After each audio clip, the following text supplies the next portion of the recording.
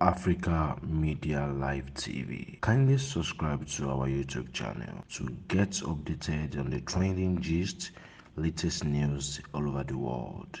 Like our page, subscribe and share. Nàìjíríà níbo là ń lọ?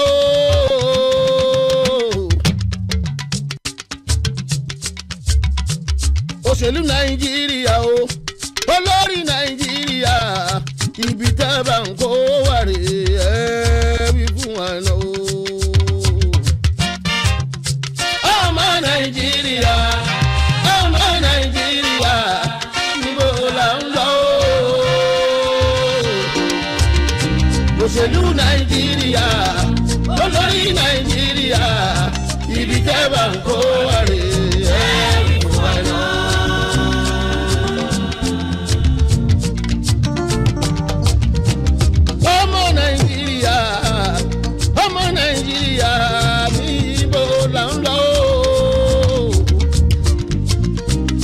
Òṣèlú Nàìjíríà, olórí Nàìjíríà, ibi tẹ́ bá ń kó wà rè é wí fún wa náà. Ọmọ Nàìjíríà, ọmọ Nàìjíríà, níbo là ń lọ? Òṣèlú Nàìjíríà, olórí Nàìjíríà, ibi tẹ́ bá ń kó wà rè é wí fún wa náà.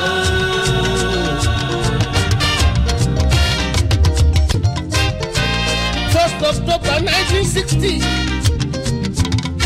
tó fún wa ní independence tààlà gbòmìnira ọdún mẹ́ta lẹ́yìn yẹn precisely 1963 wọ́n fún wa ní Federal Republic of Nigeria. Gbogbo wa ń jó àwa ń yọ ò pàtí bọ́ọ̀lù pẹ̀lú o. Olórí Nàìjíríà, òṣèlú Nàìjíríà, ẹ sọ fún wa ní ìgbẹ̀yìn òmìnira ni. Ọmọ Nàìjíríà, ọmọ Nàìjíríà, níbo là ń lọ? Òṣèlú Nàìjíríà, olórí Nàìjíríà, ibi jẹ́ ọ̀gbọ̀n wà rè é.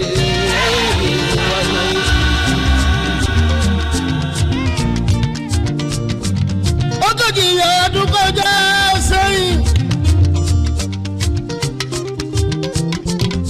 Nàìjíríà sì tún kíyà lẹ́yìn tóyìnbó ti tù wá lọ́rùn sílẹ̀, àwa tún fìyà jẹra wa. Wájú wo ṣe nǹkan èrò ẹ̀yìn ló ṣe é pọ̀ o. Ọmọ Nàìjíríà lẹ́yìn ọ̀pọ̀lọpọ̀ faradà àtúndéwé yá.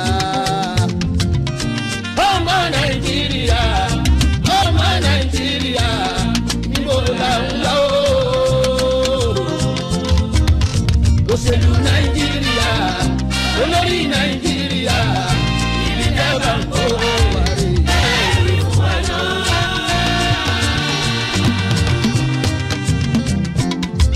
pípẹ́ wá ní Nàìjíríà, ìyà ń jẹ wá ní Nàìjíríà o. Ẹni kò ṣe parí wọn ò rí iṣẹ́ ṣe, ẹni parí ìwé yunifásitì o. Bí ó bá fi sọmọ wọn jọ, àfi kó máa gò káàdà kó tó lè rówó jẹun. Kọ́mọ́dì kò ṣòro, kọ́mọ alágbẹ̀dẹ kì máa fi lọ́kọ́. Owó epo ní Nàìjíríà, ojoojúmọ́ nìyẹn ń lékún. Gbèdéjọ́kù Fọlá Àdìdé, ìyà ń jẹ mẹ́kún o.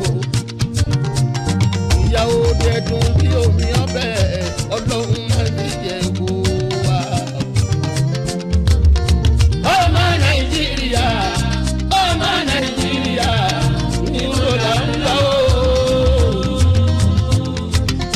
Òṣèlú Nàìjíríà, olórí Nàìjíríà, ibi jẹ́ bá ń kó wá rè é.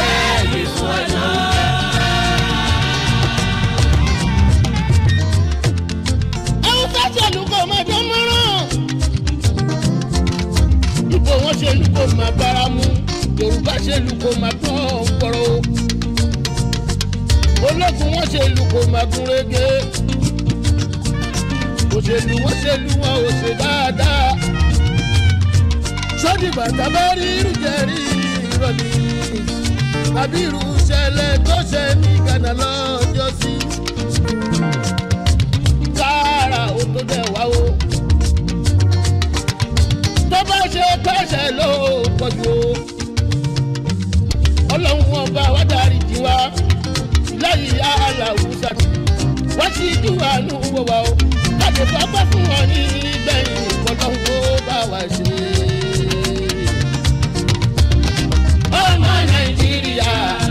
ọmọ nàìjíríà ìrọ̀lá ń wá o òṣèlú nàìjíríà olórí nàìjíríà ìfẹ́ wà kó wà rí.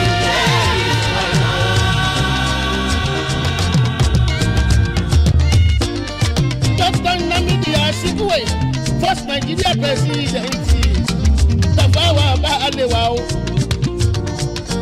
first Nigeria prime minister opposition leader lọ́ọ̀bá Fẹ́mi Awólọ́wọ̀ ọmọ ẹ̀fún yẹ̀lá òṣèlú abakẹ́nẹ́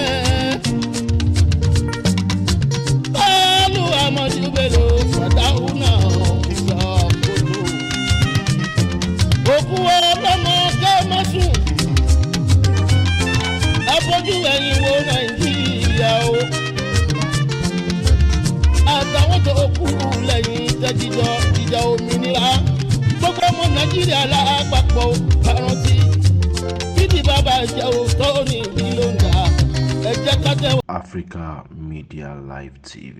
Kindly subscribe to our YouTube channel to get updated on the trending gist, latest news all over the world. Like our page, subscribe and share.